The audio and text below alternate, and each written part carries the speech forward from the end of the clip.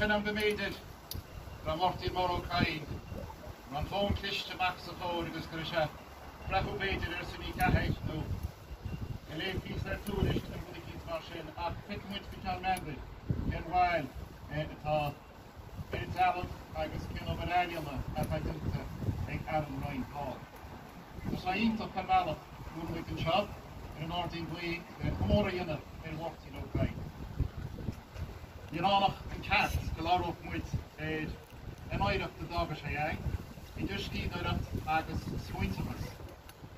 I put the false in another ago, the Rinishes, the Shaskadi, a history tang, Agus Public. Lefty, Hankney, Yershiha, Litsofi, Hankney. It's why he can do the city, Marie Block to Highly. Agus is Mahanaye, the Hasha and Tigrish, Hasha and Shigurimshin. Agus Naransha in Labiyar in Lee. Agus a weapons in ish, Belehiti Argani Vera, the Samarisha, Agus Bihabrioji. He saw he can split in your Ken Seeker Rinisha, Muravisha Seeker in Lee. Muravisha, it's Haggis got this one tighter for sea Litzapta. Agus say a wedding of Washington Tino with you. He didn't need a creek of shade. Agus, who could watch it, and yet a phobic, need a chapter. Anno Shaviat Demliana the Governor Pump. I guess now put his half from the false to here. Session and Shisha or Mehevet idea of Kaxi the Demon about and the Biblian Shahobi. Comora, Hampshire and Hogger, the video Forsey and Searstart. I guess each of the has for the Gunra, Bishamati. Because his mamma a Horlian and Twatteran, we are the Yogi going. But then one could not find execute. Agus the Garthmuid can all go to Bonangood, the board Hishkin of Wintes, Atri, Agus Immochtin, the Stide, Mark is broadening her fad. On Marie, Agus Ardishkin Clean, who Wintes, Immochtin, Stide. Agus Rasulanga Mahana Stadi, whom Afghan Stide, Wild Row Hobok, the fog, I be wash, and Stadi. We get in the Vihiti, in Sealmore, in Ream, Egalatra, Actamud, Scholar Downland. Maar wie zoals koren geweest te staatje, je hield eraan dat er reebloed, ze reem hoesjelte, en je wat het waaitere agriëtier, waarom ze gewoon het halen, en nog tek schaft om niet.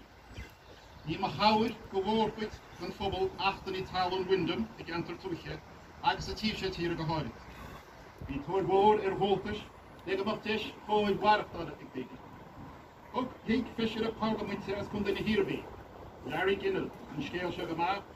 Agus daar reach a factus woord scholte behi, maar agoed in een nog ranche wateri mora Lord Seed. In Jan, en een geen ziek, dus ik maar eruit, een IPP Hall Westminster, daar een hakker de kost, dus Catho Talent de man, agus vaar voor de Sinn Féin die idee maakt die dik shady, en teen is er een IPP erin hebben. Die jongen maar zijn een hoek, ik. Critical speech at Kiana can gain a massive true it is skele. So you clap the guy at a north border of smoke, the gamas, Agus a little muku. You call up Margit the skele, Banting Ó Cadhain, a wash the folic, in Conrock or neat a fish shade. Agus we shall guide it guides the tagas can a hinnig a vinish, a maho furnish, like the better moment. Special door, the Tamil Catholic Christian Macanisa in a Montagus Garinish travel, for Mahonic Shapo Father is once more. Time kind of the in the shop it eats your door, my free bit is Golosh and Hamish. You know, she didn't mean to show Ranga, none of it in the Mugan ran after the minute. While the shop is here score on, who went in the horse. She'll be in the hole and an agger slap to the green of the Ogain in Queerock in the grain. I guess while the shop special skin on a winter hay, Basharigan. If I thought it could Irish snow on the head, bellies, freshen, the Yaku Kamah, the lean executive. Bichthaar, ik heb op de scheide Thompson. Hij gesteerd het zager pushed, die hier de smoke, en hij maakt ook kunnen. Er gaat gewoon niet aan. Wat dacht je nog woord zien, gaan holen. Zo go weer het is scheide letter makko. De masse goor, en er is weer vloer, hij gestrooid de kale hoese. Hij gaat in een zeeslash. Hij gesproken hazer van tabak toch zijn. Wie shows het pak bewonen, en legt zich die rest van Halie Piwannen, Máirtín Ó Cadhain. Hij is het deze nog het Clemson. Er is hier een goal met een guy dat Gerald zegt op een gay, en een extra fijn, go bhí dintaige thola mhuite a grí ar an seic rá grí scór punta. Bhí Joseph Mac Mahona, Christopher Macadisa agus Máirtín Ó Cadhain ó bhna cumann na Gaeltachta ní de trefadó. Ar am aimice dinta sér túiche agus aibrachú taibli a chur an céine go na mara, gur hí tailsa agus sicher fáid an fóbal le hatú bhníimice agus go gurí éidechas Gaelachar fáid. Bhí an trúir se ní dú cuairún principal an ardú cáid go go na múnsarí i dí de trecha.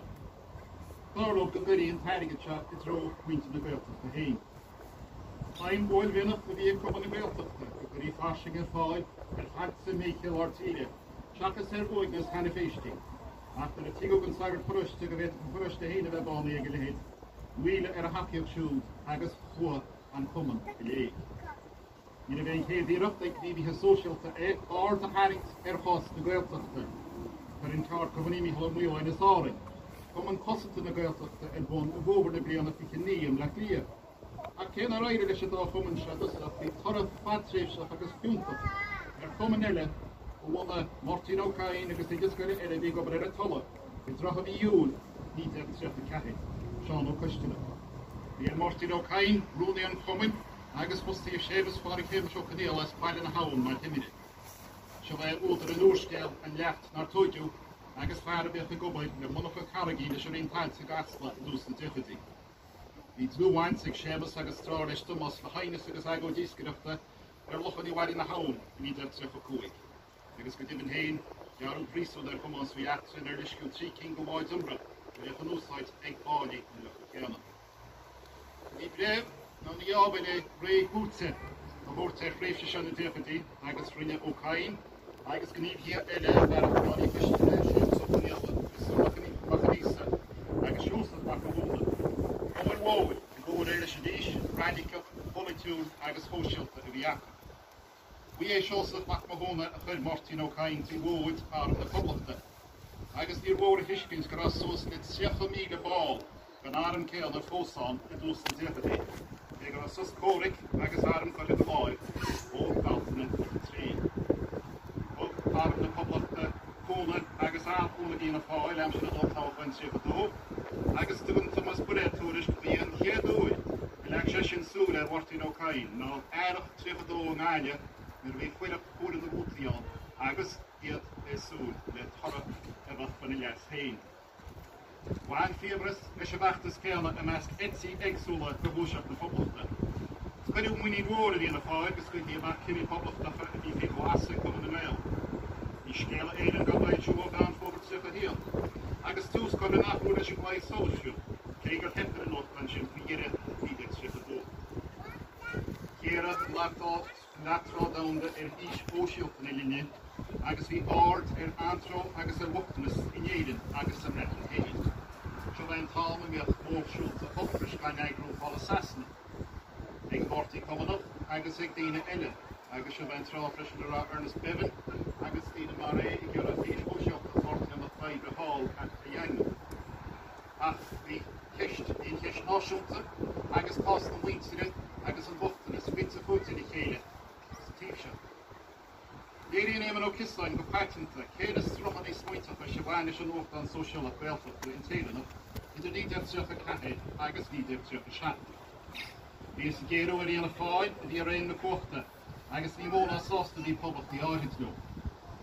Annig ar bhá mhór a cumann na mánfiú, nar a buníomh rá na poblachta ní deirteach a trí. Se bhain trá céanna freisin ar buníomh an fógáil poblachta. Mar facus Canadian George Gilmore, Frank Ryan agus Pedro Dónall go má chur de chéile agus Chualáin ina fáil a hót. Go fiú má bhaint scailsa leis an eagraíocht don tús. Tháinig idir de chéile ar an mhuinis go mleachlia an tíre seachtainna céanar thug Máirtín Ó Cadhain pís a cháideún caintihaid ag feisi ar connacht ar I gar an ruan. Is fiú an túrisciúr rinne ar an óráid I léige únaí. Tá cléis na réittrice go maith ar a héide go gaiinach a díteach tuach a Cahid, a bhí fins ráise ina phríbite ina mar a cháid, ó bhí cheabhra ní de trefadó. Irse na dúirteáil sin agus tá túris gaig ó bheachtas go néireanna. Tá muid fada go leor asúil am mhaid agus níor tháinig long an óis fós. Cáid eile anas an capal dó go bhá sí an féir atá gealpata. An go seanna féistín nó go paltaí méchan na mí a bhacha sin. Tar a rábse chláin am muice duine, bhí tús scartha leis go achtamú leis an netain agus bíad an lucht reinse na féidir móra go bhód I híos leis go achtamú. Is aca bhí 5 gan thala, cin nach roiínta péanach 8 gan fóbatí chéile. Hartar an am ceanna agus a go caint chláin am muice duine, bhí politarí am an aibrid a chláin sa gorpa tawra. Bhí ceisli agur bhí aspa gailge an Airdín ón gáil, agus bhí sapri an gailge ag réaltas gontíoch éigendar gur fáil an Máirtín mílite I bhneachtíad. Bhí a haon míle tefa toig go bhíidir 23 agus 38, muna te mórachar 65 míle ó mar sin na toig go iní 32. Tá a gar seachtaí ribe sin, bhí géad cuat tucaí mi Iúil 34, bhí géad cuat tucaí an gasúr as bleachlia ar feisiarige, mar chuide go obair chuiste na báistí. Chéire bhíle duine go dreasta ar pruniú chaibí ar chuide chunad im leachlia le takeíocht an dhéanamh an tonscadal sin na míorhachta. Chuirú tús le scéim í ferachta dó ní de 33, agus scéim lábhla na gaige san éilteach nó scéim dá funt mar a bhfuir gnám ní de 34. Ach ní rá bún pófarás a céanna bhí chuile feart agus feart is réaltas. Thug í idir feis tróhóg san íon ní de 33, nar bhór begrá bhí scoide iad IDS ar fósabó, agus gábhí an íor sin go go féin gan tróid chéanna ar fud na sin bhí se féimlí. Ach torra cínsa a bháin a bhí ar chaint é féin ná go réipú chláin I wici duine. Ar a dar leid go aibran trefa cúig go agus seaachgóla ar is fiche nó céadach tú dó duine, cantar liliadad agus ní cearún ruí na haid a thuirt ar a fearing. Bhí ceann go sprucan í policy víte na gaeltacht a chuir bríachú, I ní dón fásachair, ní góibn fásachair de éman deviléire go díra. Mís fuid ó bhhaile go dhéar na mísa lúna sa tucha cahéid, ach a sneach amach le 65 míle giúdach a ní tiche go learmáid, mar a ra Hitler in a hensléir ó einar na bréadar a sin, agus is lilín í lúna sa tucha cahéid a chuirú ifig an Nochtadh ar ceall agus a tusaíon ar an téidir fiúr a úsáid. Tréimh se choíile, réithúilte gan éabris ach ní talabála hí le litseocht a bhíánach an iad. Ní aibran tucha cahéid, ar seosad na gréanna tús le na champúrt siúil sí 100 míle san net a bheith. Léiriad an Man of Aaron, le Robert J. Flaherty an chéadú a mína baltainna, agus bhí fiche bliana fás fáil sin a blian. Agus is an nach blia a bhí Thomas Burrett hí tráise, ach bhain go leor go iscéalta sa dáchrósa, chócht na cinúna agus an ceall a brisú le sin áit híar. Ítas mar sin ag gohhaigtar a cainach a bheits chuidig an chóla ar céanna se sa grúsach ceáiscéalt a rahan na gunachta a feit siad a hítar tucha seach. Ar eistú chainiad, cé smuinte go ceáiscéal cháilú fáric I chunire. Gyda fe'n cain o'ch ein fiw around yn sgéil byd a hestru weige, cola idysach. Estru chan ar a short suit le Lindsay Doyle, yw Leslie Alexander Montgomery as cwmparig cwn de an dŵl. Gys cas yn eir am y sgéil sia, chola a cani fer siach bunta I mewn ffyriste. Agus an chain, an flecht, agus an mál a bach a siachit, agus an chola da thwrt, gael ffwr yn dŵa. Dr. Lettis yn estru chain hyn ar cedr yn hedd crwsa a hyfga cwn o loed hyn. Idir súgras daríide ní go meiscirinn cánach nó go gine orm idir sef in gola. Ar nó, ach, idir súgras daríide harta machad seach a ní, ach fin trásha, bhí glas chor in a chró chinúint mar a dúrs Thomas Burrett, agus gwealtach na gaileh fác I níige, ó dhéirinne bliana ní de tucha sé, tráibh ris espert na gaileh, do mos o dacharta, as a fosnar gar an móra, ma jalt ma wál go arm a boblachta de.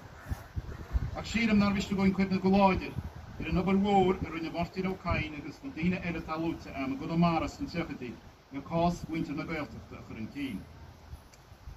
Má lágaitir chluimhna na muintere is ar a duine as go bhaiste héin hit an scólach na chuimhne an sin. Ach se a háirlíonn san sin ná an tar lágan stag agus ar éonúlacht fobail agus cáilte chuimhne na muintere fad. Is ar loch scéalaíochta hit a chuimhne bhain teanach sa bobal, ach Faimni I Chadhain a fólín in the náin cuitwa, agus irisúí, agus chuige sin idir wagad a ríire a mé ceisliú hín bó cliste a bheith a lábha Máirtín Ó Cadhain an sin. Ní cumóra ístatúdach ifigiúd go go distáte se, ach cinenne áitiúil láthar áitiúil a bhfuil takeíocht áitiúil leis. Rátas atá fhí hábhah Máirtín Ó Cadhain mar stíbnoid, mar gníomhí agus mar bhuine. Agus is féidir linge gwacha le gnéthe go hagus ga I sealíne, nú dúltú ho. Agus meú leanúnach atá sa Dhealbh se, go miú go mór ceistení a choiring héin fi cuasaí cultúr agus teanga, en a lochaní atáin, en seas atáin ar ceistení agus ceachaí a gurm muid an Iúil méidse. Agus ní féidir sin í dhéanamh go meáin chumarsáide atá neas blách, neamh blianta agus dúchasa. Es siar túras gaile garid fúil bhuid an an go meáin, idir bhéarla agus gailge. Céadach léir gur cathhaon wachtad mór de ceistní meáin gailge. Mar a tugul ifis túris, níor lugú sírú na meáin scrífe gailge do ná lá. Agus credim se gur náid a britse an méidse, agus gur léirú aspa sainolais, aspa tiiscinne, agus aspa cóidum ó híomh an comisiúnta. Mar a mai Airdín intristein tá muoinche go có, agus go có danúla. Céirlas fiú goin trácht ar rachaí cóimse, í áiríon cuibnú siar obair a bhá atá dinta ag leithití wachtaí a bhain. Mar a dúirt Caitlín mád, is suúracha síal nach féad do gail níos fuid an ábhar is a tí. Caiit se nach bhfuil tealacha bith chun liúchtaí leis an tealach gaile. Mas díidení a bhaige, sé díidení ar a heiche gon ceart gon rachta. Ní díidení atá wing, chláinú na muici dibh fáiscí hímpolaring, getóg an dar a grád, maid a deisní lé tíspaireacht agus discúsa, ach farsinge agus flachas cultúrta. Tíireach mar a déile Máirtín Ó Cadhain agus leithití bhainte na gaeltachta, sníide trechadí. Tá túras gaile le fós á móla. Le chuir grí comisiún na meáin in imeachtacht mí dhéamh. A mai gailge i comisinéirí nú na meáin, a mai inúlacht gailge ag fuireann comisiún na meáin tar freistal mar is ceart ar phobal láimhe, éisteachta agus fechan na gailge chun an obair se dhéanamh.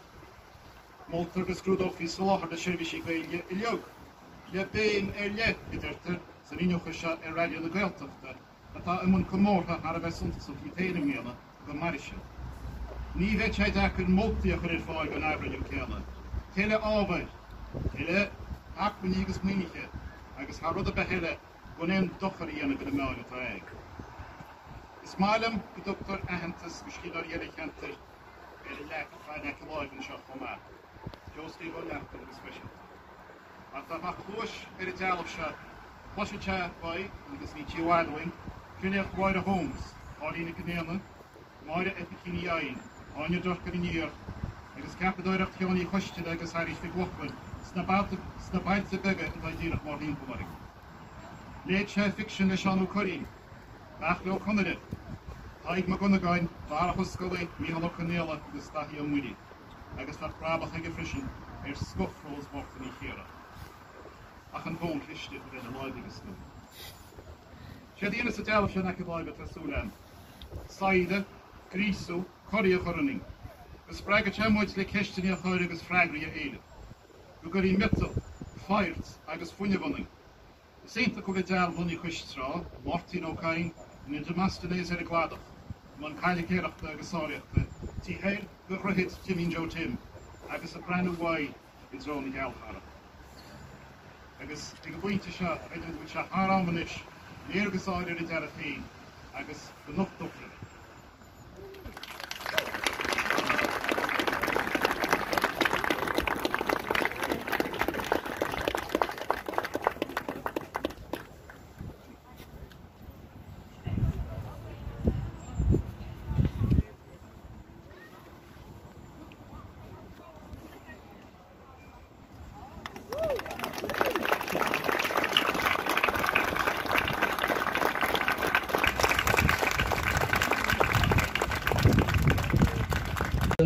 On Dhealbh, Alan Ryan Hall, agus ó bhaintí was í cháin. Is ómós an chainach atá sa Dhealbh, ómós ar mór watha na dhéirí. Íbá nó siúmbal a bheith sínte ar a bhathach mór litríochta agus feachtasaíochta seo. Baisim láid é don Ghael. Is ábhar cuimde a bheith sa Dhealbh ar a chud féilsnachta maidir len ar deanga agus ar gultúr féin a chuneol an ainear fórsaí olchóchtacha a bheith gníomhú in ar naid. Ar in ngníomhráf de Máirtín agus é món feachtasaíochta an oltóchan 1969 a tháinig an síal smaoinemh le haigh an staidir nó an bhutha atá sa Dhealbh. An tród a thugmas gon Dhealbh go me chun chuma go raibh sé ag impi winter na héireann agus winter na Gaeltachta go háirid clían na dam go héin agus ganaí a ligan bhú. Ba seoirí nádara ein cainach, léidir sé an bailach, agus is fí gachta nagan ar dréintí a dhéanana len ar dam go labhairt a léamh agus a scríomh. An nuas díreach ar a dúchas atá an Dhealbh go Mháirtín sitalte, agus ní ar árdán mar a bhíonn cudmhaid Dhealbh. In ar meas go cha Máirtín a Híal, agus gan rion go éirí an áirde as a bhór chumas. Agus in ar meas ná ar éon leibh linn atá Dhealbh. Nis tá méid seo chuig rí ach ní líomhmuid ar na maidí. An chéad tionscadal eile ag antíomhas í Chain a áit bhreithe ar a grúcán glas ó réiteach agus ionad cuairtíochta a dhéanamh. Tá an áit ceannaí hena hain ag an antíomhas. Cóirú ar an siomh an chéad céim, cóirí ólas faoin gaiinach a chropa agus córchlós beag a chorán. Ach muoinú bheith an bhhairn an teach na rugú agus ar tógahé a atógáil. In na áthrachaí atá se faoi luhad. Agus foigan na bheile ógáil ar siomh sa gé go mé ealaíontóirí Gaeilgeacha an séimh sí a chatha an. Fa mai le cóiltaí acadóla a bheits a dína seoirse déachtarachta a nachad na hallscoilíochta Gaeilge. Ar nó, agus rinneú an achaní se hána, fád sófar a bhíntuis leis an nobail chuir grí, agus peit for fsíntús a thuirt go sláán sábhaid ar Spidéal an www.mháirtínocain.ie nó seic go lóistáil a banc AIB in Spidéal nó seic chuir thugamsa a mar líam an Spidéal. Níl tionscadal na chinál seo inzínta deidir sa tacaíochta agus cúna agus obair dheonach go háirid. Tá buíochas mór a gáil gan na daoine seo leanas. Agraíochtaí agus daoine a thug síntús nó muoinú. Ina measc údarrás na Gaeltachta, pobal na Gaeilge, cumann forbar a chuis airige, ollscoil na héireann na Blá Clia agus acadómh na hallscoilíochta Gaeilge. Daoine a chur cóirle ordan agus táid fíormhaíochtaíh. An talíntóir Johnny Hughes, Dónall Ó Cadhain, Marie Mannion agus úna ní ain as cóirle chundaí na Gailge. An sír chóirleoir Seán Ó Tuairisc agus Padar Mac an Iúil. Cólacht forbar an Spidéal as 8 goidú, go háirid Steve Sweeney a chuide go mór linn is an ócáilte agrú, agus na ceoltarí óg is fásta a hen ceolún.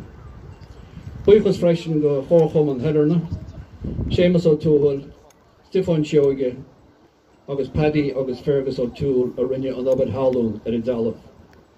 Le míthoma ó Lochlan a socht ar Spidéal a bhainistú, agus ar nó na cancerí breathaniu, Dónall Ó Braonáin, agus Cian Ó Haggerty, agus buíochas go banatí Caitlín ní Chualáin. Ar deire buíochas mór le coiste antíomhas í Chain, agus leis na neamhscaoilte ó thugann scíar do go dteachtaí a saothar a Chainnaí go niontaobhas chuile bliain le táille chuntasaíochta agus táillí eile ó glána. Go má fád a buan sibh ar fád.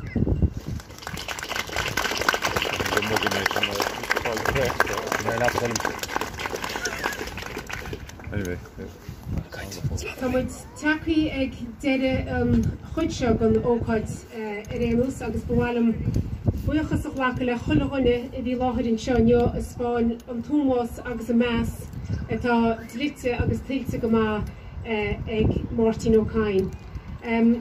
Bhhailm buíochas a chhlacha leis an intíomhas as an obair mór víteach atá dionanta go a chamá lei sin na ceoltarí iontacha óga an chéad lún eile a bhí an seo os ar góir inniu. Bhá leis a goiste cuir a thuirt go chulaghine inis a bhfuil suas go fada le stúdio cuan agus me cínte dearfa gúil dúla chulaghine blogam té hééis bheith seasa sa máisteach agus be cúpla capid a freisinán agus tá sé sinna jog le fáil a bhuichas go actamh na hallscoilíochta Gaeilge atá seasamh chostais ó sin. Gur míle mágaí agus feicimid tú as a stúdio cuainte faoi an 8 second.